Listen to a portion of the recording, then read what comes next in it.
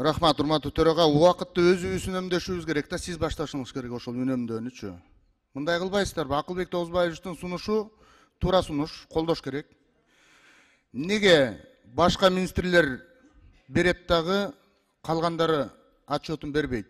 Неге маалымат бербеш керек? Же эмне алалап, булалап бөлүп атасыңарбы?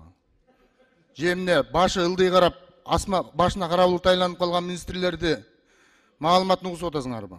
Андай болбойт. Берсин, айыл чарба министри айтсын, транспорт министри айтсын, МВД айтсын, баары айтсын.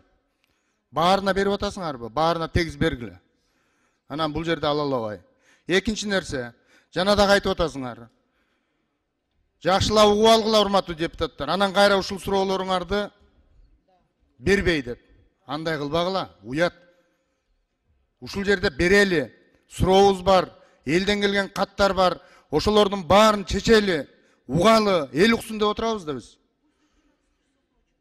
Менин сунушум, бардык министрлер 10 мүнөт сүйлөп ата, 10 мүнөт сүйлөсүн, андан кийин дагы ортого чыга калып, бирөөбүз токтой калалы, бүтө калалы дегенди токтотуп, баарыбыздын суроолорубуз жыйынтыкталсын. Ушуну мен сунушка коем, урматтуу коллегалар, колдоп коесуздар деп ойлойм.